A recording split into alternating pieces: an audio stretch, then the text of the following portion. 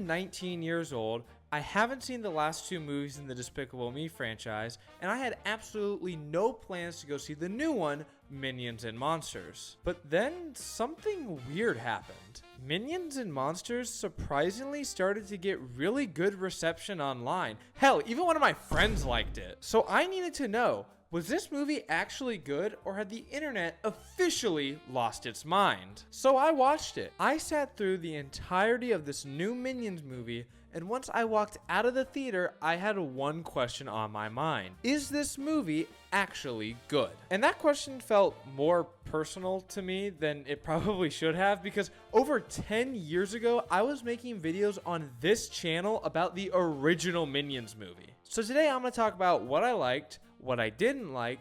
That way I can answer the question, did I like Minions and Monsters?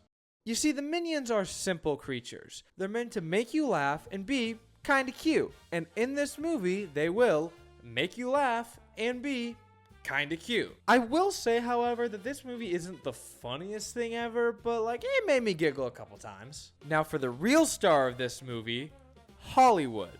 Or, well, I guess the Minions version of Hollywood. Everything to do with Hollywood in this movie is great, and the movie spends a lot of time on it. We get to have some fun gags with the Minions as they go on movie sets, become famous, and then become irrelevant because movies started having talking in them, and Minions, don't speak English. I also thought that the big third act battle with the weird orange monster was pretty cool. And there's also a robot in this movie played by Mark Zuckerberg that I also thought was really cool. But motherfucker, that robot gets more play than me. Okay, now it's time to talk about what I didn't like. So remember how like 2 seconds ago I said I liked the robot in this movie?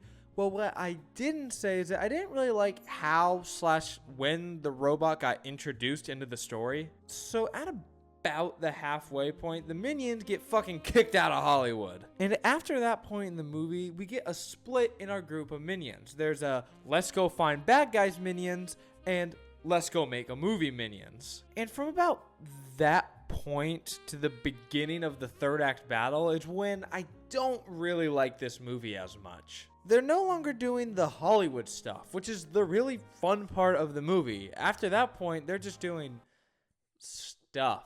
They're just dicking around. Also, another thing that I wasn't really a big fan of is that this movie starts with the same Minion lore dumping that the first Minions movie had, and I think it all could have been much more shortened down and condensed. The only bad guy that had to be there was the wizard. Otherwise, they all could have just been cut out. And one last thing that I didn't love about this movie is that it isn't rich in themes like Toy Story. I know this is just a Minions movie, but I think Toy Story and a lot of Pixar's movies have been able to have kids kind of style with adult themes. Now, this might be more of a hot take, but I think this movie is closer in quality to Mario Galaxy, which makes sense. They're both Illuminations movies. And when I say that, that's coming from someone that does enjoy Mario Galaxy a good bit, but I will say I do think Minions is better. And now there's only one thing left to do, and that's answer the question that I posed at the beginning of this video. Is this movie actually good?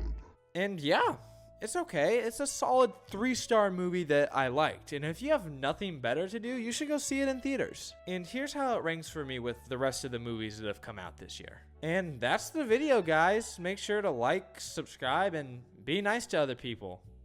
Later.